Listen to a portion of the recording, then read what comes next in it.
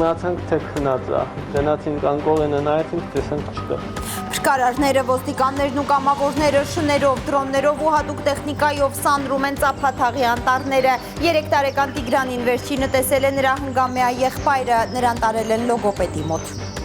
Ասում էր գուտանը հետատուց երեխաներ չի խոսում այդ մեծը։ Փաստաբան Ալեքսանդր Կոչուբաևի խափանման միջոց կալանքը փոխվել է բացակայելու արգելքով, երբ նրա փաստաբանը անձամբ գլխավոր դատախազին է խնդրել միջամտել։ Կոչուբաևի կնոջ առողջական վիճակը կտրուկ վատացել է ծննդաբերությունից հետո։ Եվրոպացի քաղաքական գործիչները Հայաստանի խորհրդարանում պայթեցնում են ժողովրդավարության փաշինյանական միֆը։ Նախ բանտ ուղարկենք, հետո հասկանանք ինչ է եղել սկզբունքով է աշխատում Հայաստանի իրավապահ համակարգը։ Խորհուրդ կտամ զգույշ լինել, մենք ամեն ինչ տեսնում ենք։ Դատախազությունը վարույթ կընդունի Նիկոլ Փաշինյանի և բարձրաստիճան ոստիկանների դեմ հանցագործության մասին հաղորդումը քահանաների մուտքը եկեղեցի խոչընդոտելու հիմքով։ Ինչու օծյալ հոգևորականները չեն կարողացել պատարագ մատուցել Հովաննավանքում։ Դա հանցագործություն է, որովհետև ծեսի կատարմանը խոչընդոտելը դա հանցագործություն է։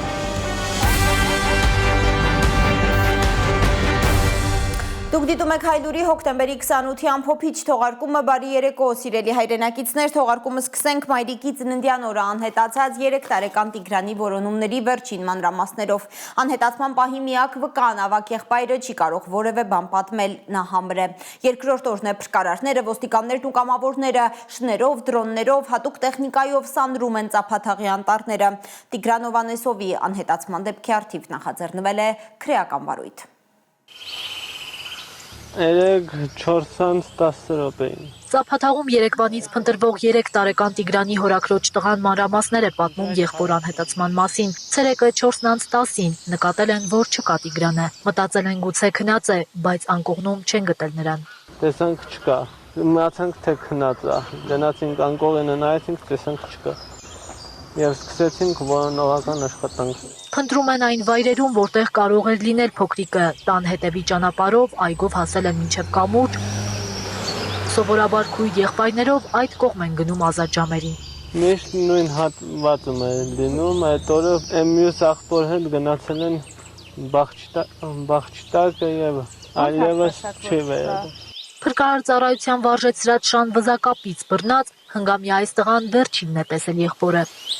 Շան ուղեկցության փոքրիկը ցույց է տալիս այն ճանապարհը, որով անցել են ինքն ու Տիգրանը։ Երկուշաբթի ժամը 15-ի սահմանում եղբայրներին տնից քիչ հեռու են տեսել հարևանները։ Հետո նկատել են, որ Տիգրանի ավագ եղբայրը մենակ է։ Հետո եղբայրը եկել է հետ, տեսել եք։ Հա, եղբայրը տեսել ենք, Տիգրանին չենք տեսել։ Մինչև ուր ենք հայլել երկուսով, որ պահին է անհետացել Տիգրանը։ Տիգրանի եղբայրը չի կարող ասել, նա համր է։ Մեծ եղբոր հետ է ինքը։ Ասում են, հա, նոր իր աղբերը ստեր խոսում էր։ Ասում էր գուտանը հետատուց երեխաներ չի խոսում այդ մեծը։ Ասում են ինքը թողել է եկել այդ երեխանը մնացել է։ 5 երեխա ունեն Հովհաննեսովները, նրանց հետ են ապրում նաև տանտիրոջ քրոջ 5 զավակները։ Իրենք իրար հարևանությամբ են ապրում, ժամանակ առ ժամանակ նաև մեկ տան մեջ են։ Ծափաթաղում որոնողական աշխատանքների շտաբ է ձևավորվել 150 ոստիկան, նույնքան փրկարար եւ 200 կամավոր։ Փոքրիկ տղային փնտրում են մոտակա անտառում, Սևանի ափին, անգամ ջրում, տների տանիքներին, անգամ դրոն են օդ բարձրացրել։ Փոքրիկի անհետացման մի քանի վարկած են քննարկում։ Ոստիկանությունը դիտարկում է բոլոր վարկածները, փրկարար ծառայությունը ոստիկանության հետ համատեղ իրականացնում է որոնողական աշխատանք։ Տիգրանի հորաքրոջ տղան չի բացառում առևանգումը, չնայած վստահեցնում է գյուղում որևէ մեկի հետ կոնֆլիկտ չունի ընտանիքը։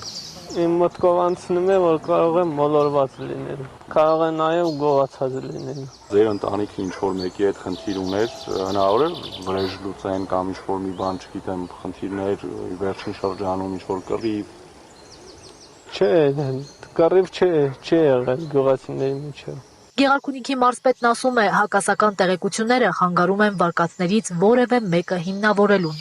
Չեմ կարող որևէ վարկած մատնանշել, հաշվի առնելով, որ տարբեր տեսակի, տարբեր խոսակցություններ կան, բայց խոսակցությունները այնպիսին են, որ երեխաներին տեսել են այստեղ, երեխաներին տեսել են քիչ ներքևում, հետո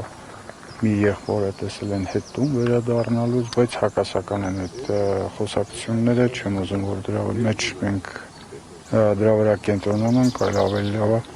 որոնողական աշխատանքները ամբողջությամբ իրականացնել։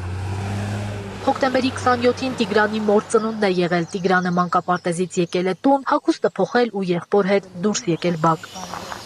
Հրաչը Տիգրանի հորաքրոջ տղան պատմում է, որ բոլորով տանն են եղել, երբ Տիգրանը մանկապարտեզից տուն է եկել, պատրաստվում էին Տիգրանի մոր ծնունդը նշել։ Պատրաստում էինք նշել, էլ չստացվեց։ Տիգրանի անհետացման լուրից շոկահարված ծափաթաղցիներն այսօր երեխաներին մանկապարտեզ չեն տարել։ Մանկապարտեզի բուժքույրն է եղել նախակրթարանում մեր այցի պահին։ Այսօր ոչ մի երեխա չեն բերել։ Երևի դեպքից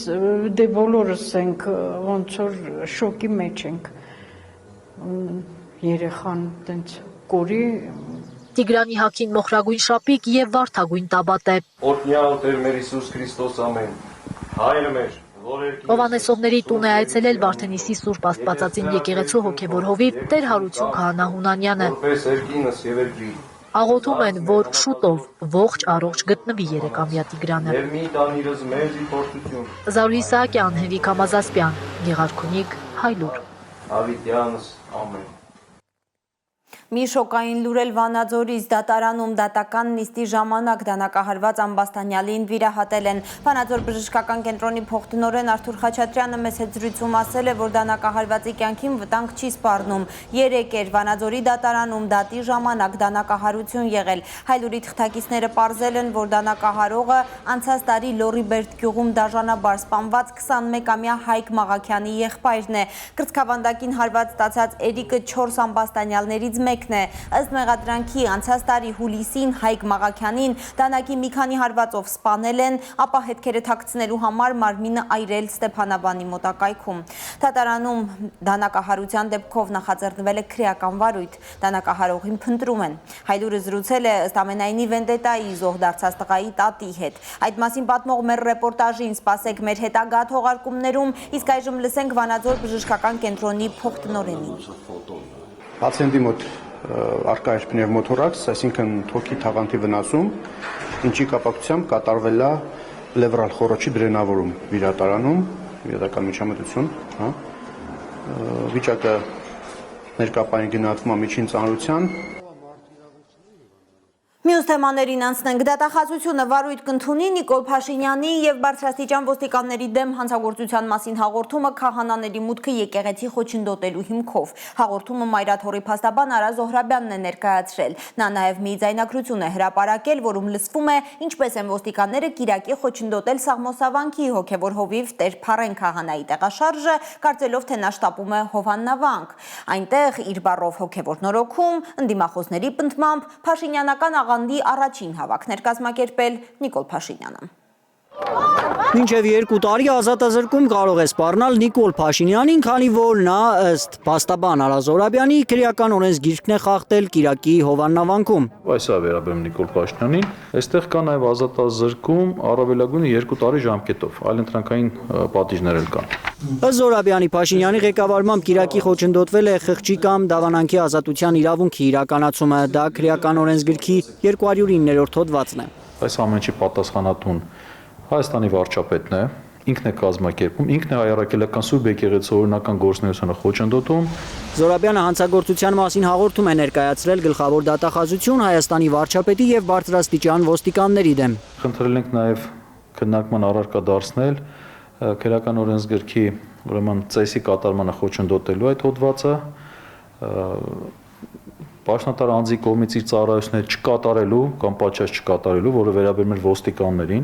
պատկերացնեք ոստիկանների ներկայությամբ մեր ազատ տեղաշարժը խոչընդոտվեց։ Ես ձեզ խնդրում եմ։ Կիրակի հայ առաքելական եկեղեցու սպասավորը գնացել է Հովաննավանք պատարակ մատուցելու, նախ ոստիկանները, հետո Փաշինյանի գլխավորությամբ այնտեղ հավաքված քաղաքացիները փակել են Հայր Սուրբի ճանապարհը։ Դե գնացեք, բարինցես։ Ժորժ բոլորիս հետ այսօր։ Բարինցես, շնորհակալություն։ Ծեսի կատարումը խոչընդոտվեց, հայ առաքելական Սուրբ եկեղեցու օրինական գործունեությունը խոչընդոտվեց,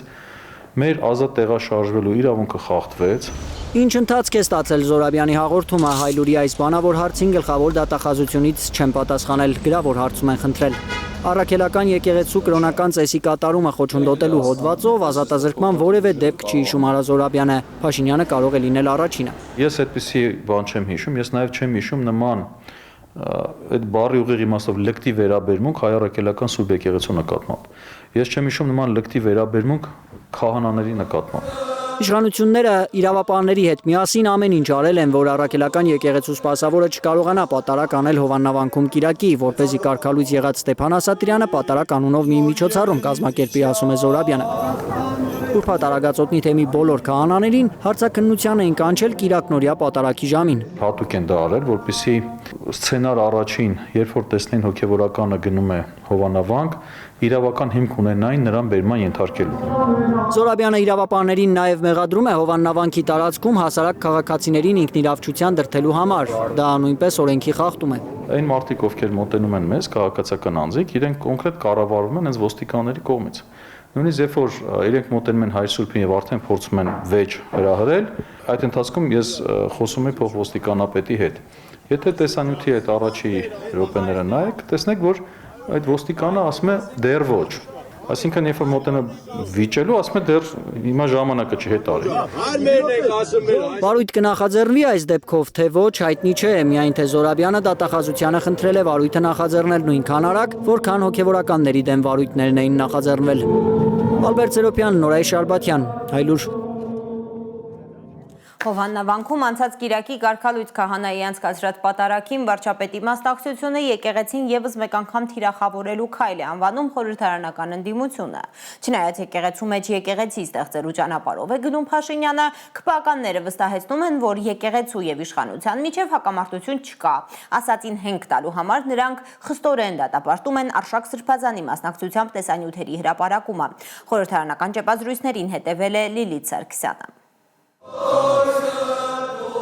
Կարգալույց քահանայի կազմակերպած պատարակի մասնակցել է եկեղեցին թիրախավորելու հերթական քայլն է։ Խորհրդարանական ճեպազրույցների ժամանակ հայտարարել է Հայաստան խմբակցության պատգամավոր Գառնիկ Դանիելյանը։ Վարչական ռեսուրսով մարդկանց բերելու արդեն ակնհայտ է, որ դա ծախողվել է, որովհետև մենք գիտենք, չէ, այդ մարզպետները, վարչական շրջանի ղեկավարները, բոլոր պաշտոնյաները ինչ ճիք ու ջանք են գործադրում, որպեսզի ապահովեն այդ մասով կանած։ Վարչական ռեսուրսի կիրառմամբ է Փաշինյանը ապահովել կարգալույց քահանայի հրավիրած պատարակին մի քանի 100 մարդու մասնակցությունը։ Գառնիկ Դանիելյանը նկատում է Փաշինյանը, որ ժամանակին պնդում էր պետությունը չպետք է խառնվի եկեղեցու գործերին, հիմա ուզում է իր սրտի կաթողիկոսին նշանակել։ Նպատակը մեկն էր, այդ կառույցը, որ պարբերաբար քննադատում էր իշխանություններին, պարբերաբար էլ չենք, մի քանի անգամ եղել է այդպիսի գնահատականներ եւ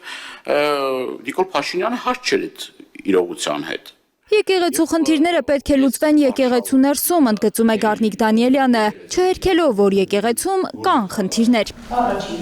Civic-ի լրագրողի հարցին է պատասխանում ընդդիմադիր պատգամավորը, անդրադառնալով նաև հարցի այն մասին, թե արդյոք եկեղեցին իր հայտարարությունների պատճառով չի հեռացրել Ստեփան Ասատրյանին, արդյոք սա հետապնդում չէ։ Կարգալույց հոգևորականին հնարավորություն տվել է եկեղեցին, որպեսզի գա այնտեղ կարգապահական հանձնաժողով կարգապահական հանձնաժողովի նիստին մասնակցելու եւ այդ հարցերը իրեն ուղղելու, ինքը հրաժարվել է այդ ամեն ինչից։ ԿՊԱ-ականները հրաժարվում են հակամարտություն անվանել եկեղեցի իշխանություն այսօրվա հարաբերությունները։ Արթուր Հովհաննիսյանը պնդում է, թե իրենց պայքարը ոչ թե եկեղեցու դեմ է, այլ բարձրաստիճան որոշ հոգևորականների։ Եկեղեցու հետ մենք խնդիր չունենք, մենք ունենք խնդիր, արդեն նշեցի Կտրիշ Ներսիսյանի եւ նրա շրջապատի հետ։ Հովհաննիսյանը չի բացառում, թե կաթողիկոսն ու վարչապետը կարող են երկխոսել, բայց դա կարող է լինել զրույց միայն վեհափառի ու որոշ սրբազանների հեռանալու վերաբերյալ։ Երկխոսություն չի կարող լինել նրա մասին, որ կուսակրոնության ուխտը խախտած որևէ հոգևորական պետք է շարունակի իր ծառայությունը։ ԿՊԱ-ական պատգամավորը խնդիր չի տեսնում, որ Կիրակի Հովաննավանքում պատարակ անցկացնում էր Ստեփան Ասատրյանը, իսկ վեհափառի հետևից մայրաթոռում քայլում էր նրա սարկավակ եղբայրը։ Յուրաքանչյուր մարդ ազատ է իր ընտրության մեջ։ ԿՊԱ-ական Վլադիմիր Վարդանյանը, որ մասնակցել է Հովաննավանքում պատարակին, լսել է, բայց չի տեսել կադրերը, ինչպես են մի երիտասարդի բերանը փակած դուրս հանել եկեղեցուց, երբ նա բղավել է, որ կարգալույց քահանան պատարակ մատուցելու իրավունք չունի։ Դրվագը չեմ տեսել, լսել եմ դրվագի մասին, ինչ է տեղ ունեցել եկեղեցում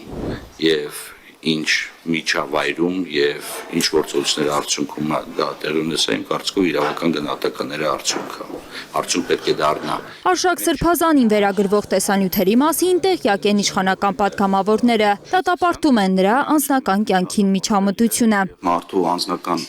կյանք ներխուժելը նման ձևով եղկելի եւ դատապարտելի է։ ԿՊԱ-կանների անձնական կյանքի միջամտելու դատապարտող խոսքերը կասկածելի են թվում ընդդիմադիր պատգամավոր Գառնիկ Դանիելյանին։ Նա հիշում է, ինչպես էին ԿՊԱ-կանները ներկուսակցական խոսակցությունների թեմա դարձրել իրենց նախկին թիմակից Հովիկ Աղազարյանի անձնական նամակագրությունները։ Այդ նյութերը հեռախոսի պարունակությունը դարձել է ԿՊ վարչության սեղանի ուրեմն այո, սեղանի զարդը, այսինքն գրեթե բոլոր ԿՊԱ-կանները ծանոթացել են ուրեմն Հովիկ Աղազարյանի անձնական բնույթի նամակագրությանը։ Լիլիթ Սարգսյան, Կարինե Մանգասարյան, Առաքել Օհանյան եւ Անի Ղանդիլյան, Հայլուր։ Արդարությունը վերականգնելու, օրենքի ուժի աղավաղումը դադարեցնելու կոչ է արել իշխանություններին Հայաստանի կոմունիստական կուսակցությունը։ Քաղաքական ուժը խստորեն դատապարտել է Վարդան Ղուկասյանի ձերբակալությունը կանխելու համար Գյումրիի քաղաքապետարանի դիմաց սկսված ինքնաբուխ հավաքի մասնակիցների հանդեպ իրականացված հետապնդումները։ Այս քայլը հստակ քաղաքական հետապնդում է ուղղված ընդդիմադիր ձայների լռեցմանը եւ կուսակցության գործունեությունը խոչընդոտելուն, կարդում ենք հայտարարության տեքստում։ Ըստ կուսակցության խաթարվել է ոչ միայն ավականու, այլև քաղաքապետարանի բնականոն աշխատանքը։ Վաղը կարող է հետապնդվել յուրաքանչյուր քաղաքացի, որ կհամարձակվի բարձրաձայնել իր կարծիքը, ահազանգում է քաղաքական ուժը։ Իդեպ Վարդան Ղուկասյանի եղբոր թոռը Գյումրիի ավականու կալանավորված անդամ Գևորգ Ղուկասյանը հրաժարվել է մանդատից։ 7 օրում մանդատը կփոխանցվի ընտրական ցուցակի հաջորդ համարին։ Ինչպես պատմել էին, Գևորգ Ղուկասյանը կալանավորվել էր հոկտեմբերի 20-ին Գյումրիի վրա կարմիր բերետավորների գրոհի օրը։ Դրանից հետո իրավապաշտպանները հայտարարել էին բազմաթիվ իրավախախտումների մասին։ Երկուշաբթի մի իրավախախտման մասին էլ հայտարարել է Վարդան Ղուկասյանի փաստաբան Արնոլդ Վարդանյանը։ Խոչընդոտվել է փաստաբանների մուտքը Երևան կենտրոն քրեակատարողական հայտնի ԱՀԾ պատվալ, որտեղ պահում են Վարդան Ղուկասյանին։ Փաստաբանը միայն այսօր է կարողացել տեսակցել վստահորդին։ Զվարթնոց կալանավորվել է Մասիսի համայնքապետ Դավիթ Համբարձումյանը։ Ինչպես գիտեք, նախորդ շաբաթ դատարանը 6 տարի 3 ամսով ազատազրկման է դատապարտել Համբարձումյանին։ Մասիսի համայնքապետը այդ որոշումը քաղաքական է անվանել։ Նա արտերկրում է եղել, երբ իմացել է դատարանի որոշման մասին։ Հաջորդ օրը հայտարարել է, որ չի թաքնվելու, վերադառնալու է Երևան։ Նրա աջակիցները այսօր հավաքվել էին Զվարթնոց օդակայանում, սակայն չեն հասցրել տեսնել համայնքապետին, քանի որ նրան իրավապահները հենց ինքնաթիռի դռան մոտ են կալանավորել։ Ըստ Համբարձումյանին առաջադրված մեղադրանքի նա 2018 թվականի ապրիլի 22-ին իշխանափոխության երթի մասնակիցների նկատմամբ զենք է գործադրել, փչացրել է նրանց գույքը։ Իշխանության տարածած տեսանյութերը չեն համապատասխանում իրականությանը, համայն դեպս Դավիթ Համբարձումյանի մասնակցության մասով։ Այդ առիթով նա մի քանի անգամ այս մասին նշել է։ Տեսանյութերը, որոնք ներկայացնում են Դավիթ Համբարձումյանը, այդ տեսանյութերում չկա։ Եվ երկրորդը, ես կարծում եմ, ինչպես մնացած գործիչների դեպքում է լինում կամ շատերի դեպքում է լինում, իշխանության հույսը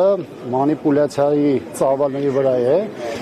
եւ այն մոտեցման, որ հանրության մի ինչ-որ մաս գոնե դա կընդունի որպես փաստ կամ որպես ճշմարտություն։ Բայց փաստը այն է, որ այն մարդիկ, ովքեր ժամանակին ցուցմունք են տվել նրա այնտեղ ներկայության կամ այն գործողությունների, որոնք վերագրում են Դավիթ Համբարձումյանի, այդ մարդիկ պարզապես հրաժարվել են այդ ցուցմունքներից։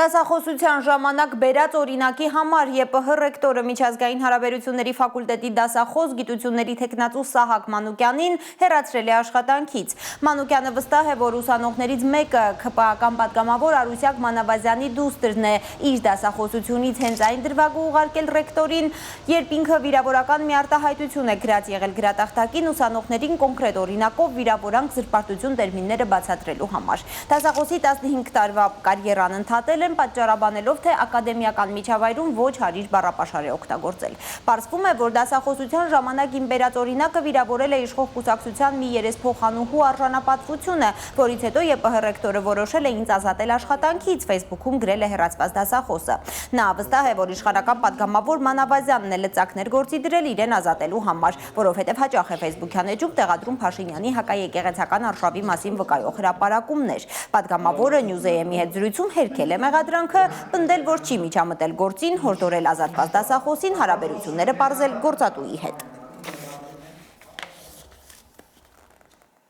Փաստաբան Ալեքսանդր Կոչուբաևի խափանման միջոց կալանքը փոխվել է բացակայելու արգելքով։ Ալեքսանդր Կոչուբաևը ազատ կարձակվի կալանքից եւ կդոջ կողքին կլինի։ Փաստաբան Էրիկ Ալեքսանյանն էր բաց նամակ գրել գլխավոր դատախազ Աննա Վարդապետյանին, խնդրելով նրան օգտվել իր բացառիկ լիազորությունից եւ վերացնել Կոչուբաևի նկատմամբ ընտրված խափանման միջոց կալանքը, քանի որ Կոչուբաևի կնոջ առողջական վիճակը կտրուկ վատացել է ծննդաբերությունից հետո, նա վերակենդանացման բաժանմունքում է ծայրահեղ ծանր վիճակում արհեստական շնչառության տակ։ Ալեքսանյանը բժշկական գաղտնիքի պատճառով չէր հայտնել, թե կոնկրետ ինչ անդառնալի հետևանքներ են եղել Կոչուբաևի ընտանիքում, բայց արդեն շնորհակալություն է հայտնել գլխավոր դատախազին մարդասիրական բարձր մոտեցում ցուցաբերելու համար։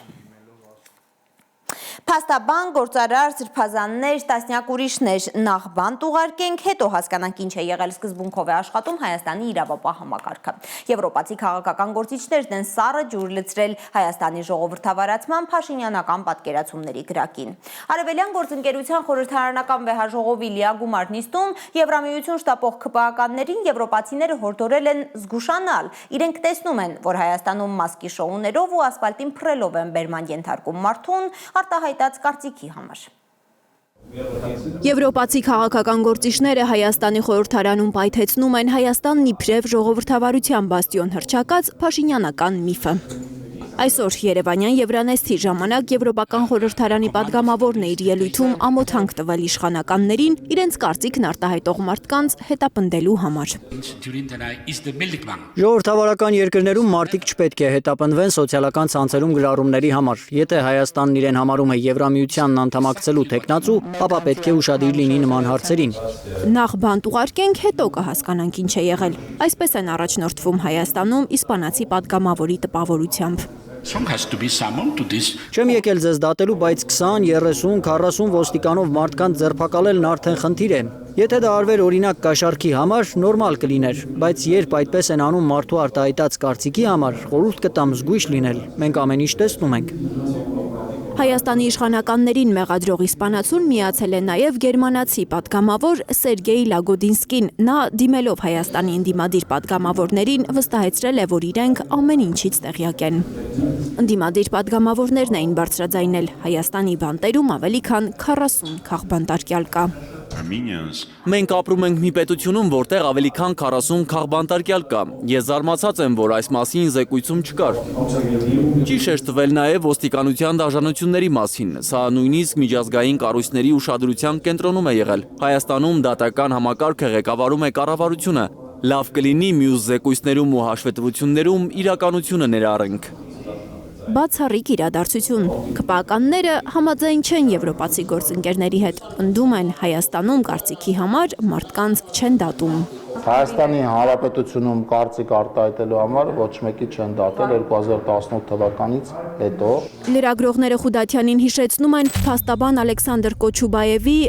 բարերար Սամվել Կարապետյանի եւ բոլոր այն քաղաքացիների ձերբակալությունները, որոնք տեղի են ունեցել իշխանությանը ոչ հաճո հայտարարություններ անելու համար։ Դրա համար չեն ձերբակալել վստահաբար։ Բայց ինչ հանցավոր արարքի համար են ձերբակալվել, չի կարողանում ասել Խուդատյանը։ Իսկ խորհրդարանի դահլիճում Հայաստան խմբակցության պատգամավոր Արթուր Խաչատրյանը եվրոպացի գործընկերներին հիշեցրել է, որ հայ քաղբանտարկյալներ կան ոչ միայն Հայաստանի, այլև Ադրբեջանի բանտերում։ Մի քանի տասնյակ հայեր Բաքվի բանտում են։ Վեհաժողովը պետք է պահանջի նրանց անհապաղ ազատ արձակումը։ Ադրբեջանը Կարմիր խաչի միջազգային կոմիտեին վտարել է երկրից եւ հայ գերիներն այժմ կապ չունեն արտաքին աշխարհի հետ եւ ոչ ոք չգիտի թե ինչ է կատարվում նրանց հետ։ Կադրերից երևում է ինչ կան տառապանք կա նրանց դեմքին։ Խաչատրյանը եվրոպացիների աչքի առաջ մերկացրել է Վաշինգտոնում ձեռք բերված հայ-ադրբեջանական այսպես կոչված խաղաղությունը։ Պատմել է Բաքվի առաջ քաշած նախապայմանների մասին, որոնք վերջ չունեն։ Խաղաղություն բոլորն են ցանկանում, բայց արդարության վրա հիմնված խաղաղություն։ Ցավոք սրտի մենք չենք տեսնում Ադրբեջանի բարի կամքը խաղաղության համար։ Այդ երկիրը շարունակում է օկուպացված պահել Հայաստանի տարածքից 200 քառակուսի կիլոմետր, միջամտում է Հայաստանի ներքին գործերին։ Իդեպ Ադրբեջանը հրաժարվել է մասնակցել Երևանյան Եվրանեստին։ Եվրախորհրդարանի փաստաթղթերը եւ հայտարարությունները հակասում են Ադրբեջանի ինքնիշխանությանը եւ տարածքային ամբողջականությանը, այսպես են Բաքվում բացատրել բոյկոտը։ Լիլիթ Գասպարյան, Կարինե Մանգասարյան, Էլեն Յահինյան, Հայլուր։ Այսօր Բաքվի բանտում գտնվող Վագիվ Խաչատրյանի 70-ամյակն է։ Լինում են օրեր, երբ լռել չես կարող, երբ բառերն են դառնում միակ ձևը խեղդված զգացմունքները դուրս բերելու։ Վագիվ Խաչատրյանի դուստրը Վերա Խաչատրյանն է այսպիսի գրառում արել։ Ինչպես գիտեք, Վագիվ Խաչատրյանը Բաքվում դատապարտվել է 15 տարվա ազատազրկման պատժի առաջին 5 տարին պետք է անցկացնի բանտում, մնացածը խիստ ռեժիմի գաղութում։ Վերջին խոսքի ժամանակ նա ասել է, որ որևէ կապ չունի առաջադրված մեղադրանքի հետ։ Խաչատրյանին ադրբեջանցիները առևանգել էին Հակարիի կամրջից, երբ նա բուժման նպատակով փորձել էր Հայաստան գալ։ Տարեց Արցախցուն անհիմն մեղադրանք էին առաջադրել Խոջալույի շրջանի Մեշալի գյուղում իբր ցեղասպանության հատկանիշներով։ Մեջբերեմ է մի հատված նրա դստեր այսօրվա գրառումից։ Այսօր հայրիկիս 70-ամյակն է, իսկ մենք խենթանում ենք անզորությունից, որ չենք կարող պարզապես զանգահարել ու ասել «Պապա, ցավդ տանեմ, ծնունդդ շնորհավոր, կներես մեզ անզորներիս, մեր բարի, մեր ամուր պապա, օդային գրկում ենք քեզ, այնքան սերտ, որքան թույլ է տալիս սիրտը, դու կզգաս մեր ջերմությունը, այն ուժը, որ պիտի քեզ օգնի դիմակայել բոլոր դժվարություններին, ոչ մի սահման չի կարող բաժանել մեզ, դու գալու ես, վստահ ենք, խոստացել ես»։ Մեջբերման ավարտը։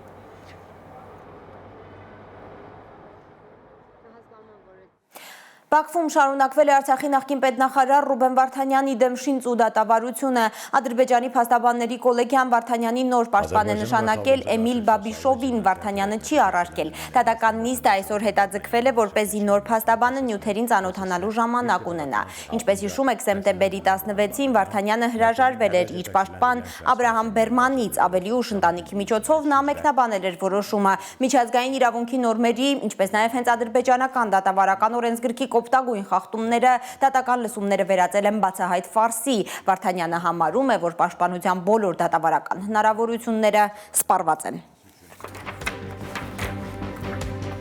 Սիրելի հայրենակիցներ, այժմ համառոտ այն մասին, թե ինչ ունենք թողարկման երկրորդ մասում։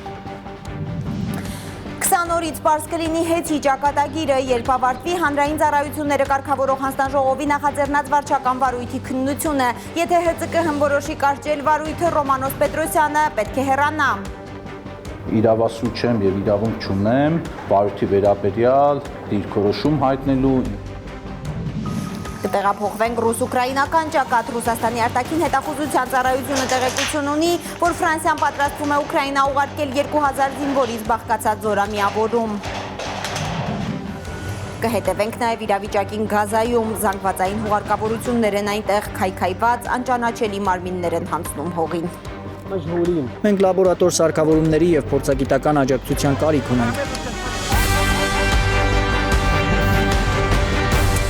Այսպես 20 օրից պարզ կլինի հեծի ճակատագիրը, երբ ավարտվի հանրային ծառայությունները կարգավորող հանձնաժողովի նախաձեռնած վարչական վարույթի քննությունը։ Եթե ՀԾԿ հնորոշի կարճել վարույթը, ժամանակավոր կառավարիչ նշանակված Ռոմանոս Պետրոսյանը պետք է հեռանա։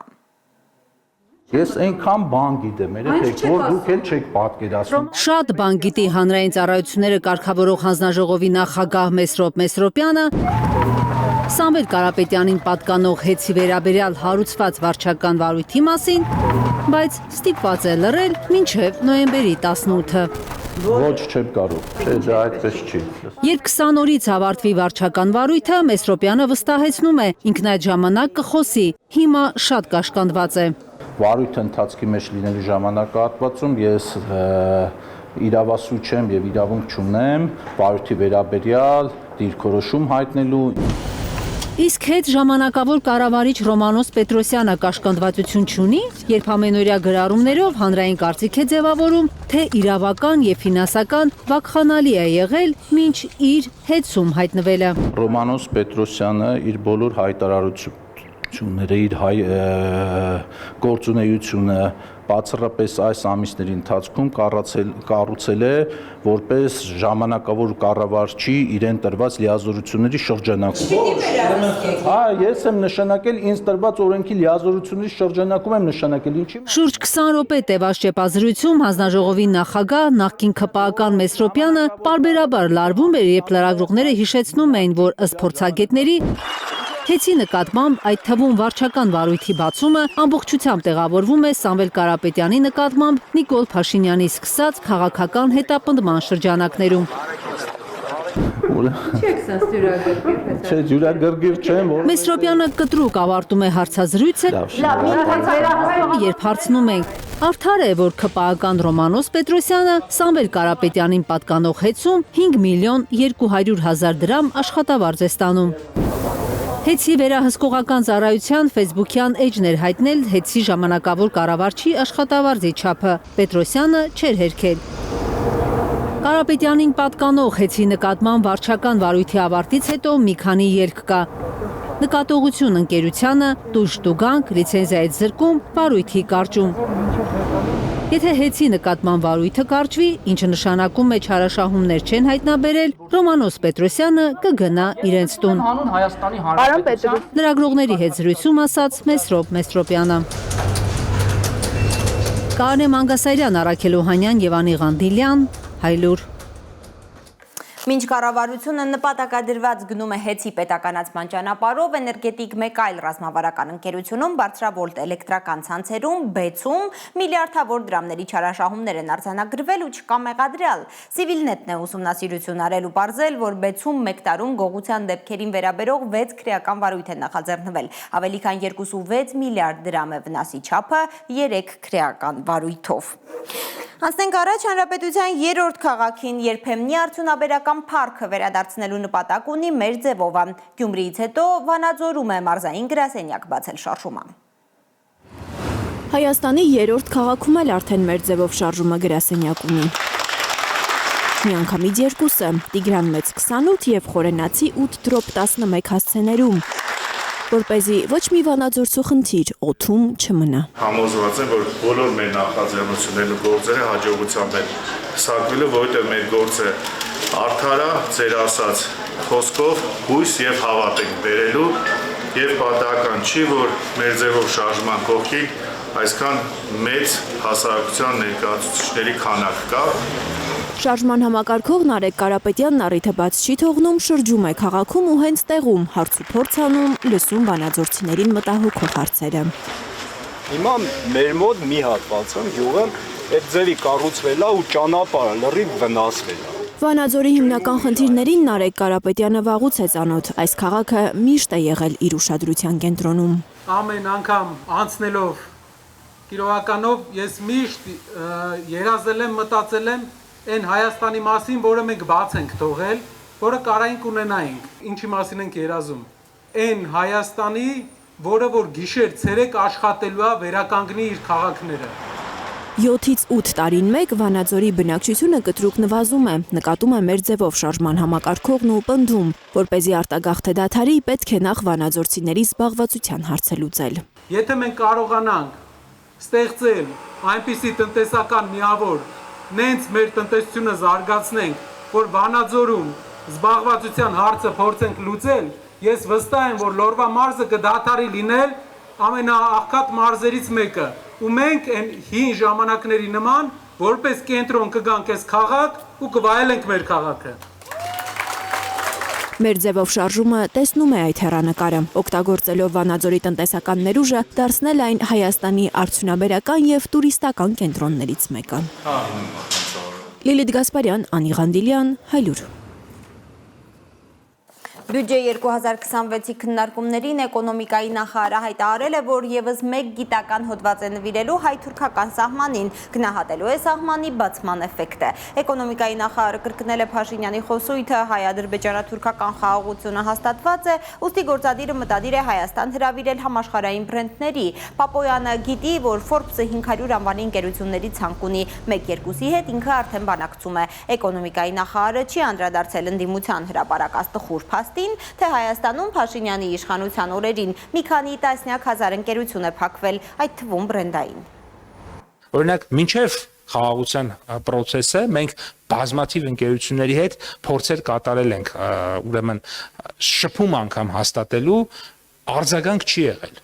Արձագանք անգամ չի եղել, որովհետև ասել են մենք չեն գալիս մի միջավայր, որտեղ օրինակ ամեն օր զինվորների մահվան, պատերազմի, կրակոցի, հարձակվելու, գրավելու, պաշտպանվելու եւ նմանատիպ բաների մասին ռեալ խոսակցություն, այսինքն ոչ միայն մամուլում եւ այլն, ռեալ իրականություն է։ Հիմա արդեն այդպես չի եւ հիմա խոսակցություններ կան կոնկրետ։ Կենսաթոշակը ինչու չի բարձրանում խորհրդարանում ֆինանսների նախարարին հարցրել են դիմադիր պատգամավոր Թադևոս Ավետիսյանը։ 2026 թվականի բյուջեի նախագծի խորհրդարանական քննարկումներից պարզ է դարձել, որ գործադիրը մտադիր չէ թոշակ ու նպաստ բարձրացնել նաև եկող տարի։ Փաշինյանի կաբինետը թոշակառուներին ու նպաստառուներին առաջարկում է ստացած գումարը անկանխիկ օգտագործել։ 2026-ին թոշակառուների անկանխիկ ծախսերը վերադարձվելու են 20%-ի չափով։ Հիմա դուք այդ ձեր խոստումը չեք կատարել, որովհետև ի սկզբանե դա պոպուլիստական էր եւ նպատակը քաղաքացու մոտ 7-800 հազար քաղաքացու վերաբերում իրանց քվեն ստանալն էր, թե տնտեսական այս աճերը, որ ներկայացնում եք, դրանք իրական չեն, նկարված են, հետեւաբար հնարավոր չի նաեւ այդ սոցիալական խոստումը կատարել։ Հնարավորության սահմաններում, որովհետև սա մեր բոլորի հնարավորությունների մասին է խոսքը, կիրականացվի եւ այդ հետ վճարի համակարգը այդ այն հնարավորությունն է, որ այս պահին կարող ենք իրականացնել։ Տարեկան ձեր 7%-անոց աճը ապահովել եք։ Ասել եք այսքան պարտ կվերցնենք, վերցրել եք։ Հիմա լավ այդ արել եք, իբրև թե տնտեսությունը աճել է։ Հիմա այն չափով, իս չափով դուք ծրագրել եք մի բան էլ գուցե ավել։ Հիմա պարզ բան է էլի հարցնում թոշակառուն եւ աշխատող աղքատը։ Ասում է, բայ ինձ ինչի մոռացաք։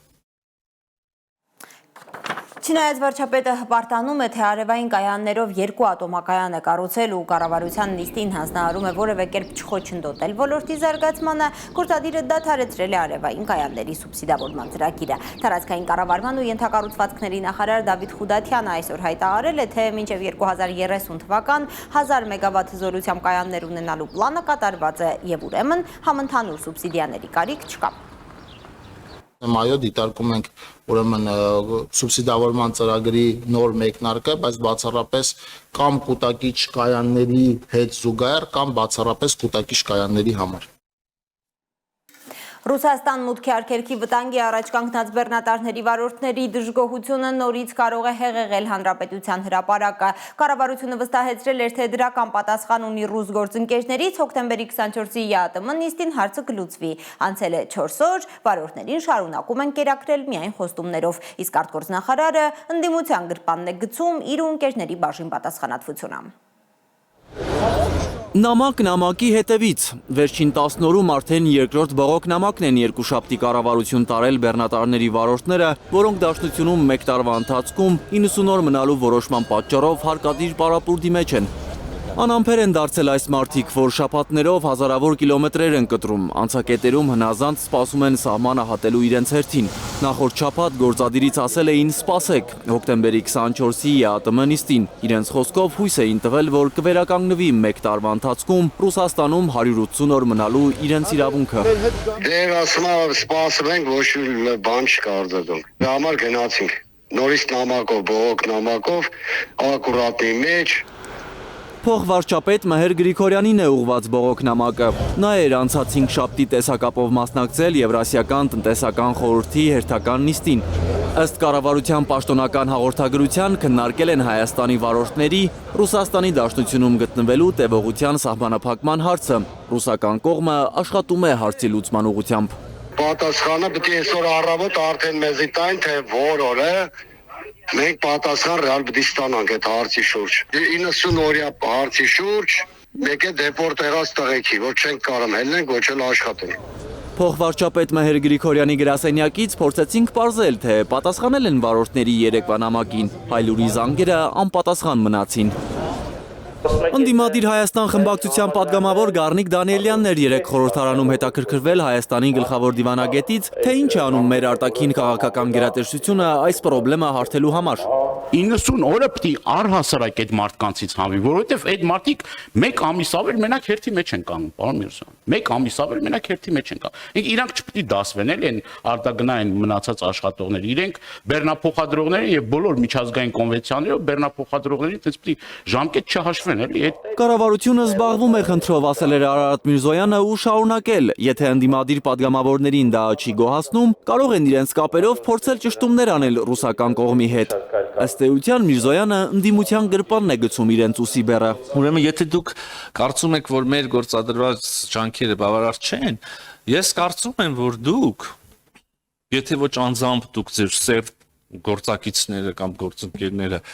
շատ սերտ հարաբերություններ ունեք նույն Ռուսաստանի Դաշնության հետ, նույն Ռուսաստանի Դաշնության խորհրդարանական գործիչների հետ։ Ինչն է ձեզ խանգարում, հələ ինքներդ փորձեք հասկանալ, ինչպիսին են տրամադրությունները այն կողմում։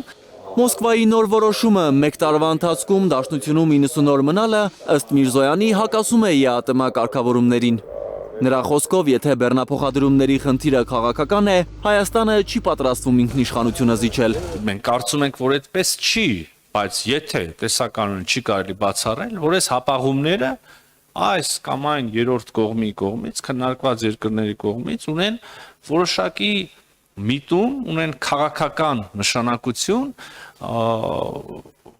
կիրառվել իբրև լծակ Հայաստանի վրա այս կամ այն քաղաքական դիրքորոշման համար կամ դիրքորոշման հասնելու համար։ Եթե սա է իմաստը, եթե որևէ երրորդ երկիր մեր բեռնափոխադրումները արհեստականորեն պիտի խոչընդոտի, որպեսզի մենք դառնանք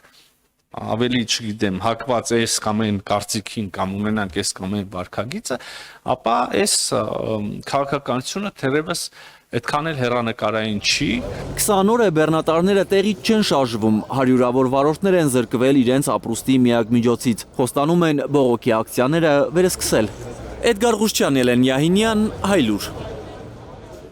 Ռուսաստանի արտաքին հետախուզության ծառայությունը տեղեկություն ունի, որ Ֆրանսիան պատրաստվում է Ուկրաինա ուղարկել 2000 զինվորից բաղկացած զորամիավորում, որ արդեն Լեհաստանի Ուկրաինային սահմանակից տարածքում է եւ անցնում է ինտենսիվ մարտական պատրաստություն։ Դաշնության նախագահի մամուլի քարտուղարը հայտարարել է, որ ռուս զինվորները անընդհատ օտար լեզու են լսում իրենց ռադիոկապով։ Ինչ իրավիճակ է ճակատում, կիմանաք, երբ ռեպորտաժը դիտեք։ Ռուս զինվորականները Ուկրաինայում մարդկության դեմ միանգամից 2 հանցագործություն են կատարել՝ սպանություն եւ քաղաքացիական անձանց բռնի տեղափոխում։ Սա Ուկրաինայի հարցով ՄԱԿ-ի անկախ միջազգային հետաքննության հանձնաժողովի եզրակացությունն է։ Երկուշաբթի հրապարակված զեկույցի հեղինակները ուսումնասիրել են Դնեպրոպետրովսկի, Խերսոնի եւ Նիկոլաևի մարզերում ռուսական հարձակումները։ Պնդում են 300 կիլոմետր տարածքում ռուսական կողմի համակարգված գործողությունների նպատակն է եղել ուկրաինացիներին իրենց տներից վտարելը։ 226 մարդու հետ հարցազրույց են արել ՄԱԿ-ի հանձնաժողովի ներկայացուցիչները։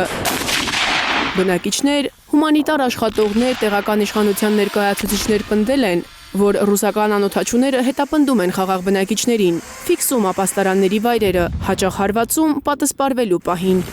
Ռուսաստանը հերքում է Ուկրաինայում քաղաքացիական անձանց դիտավորյալ թիրախավորելու ՄԱԿ-ի պնդումները։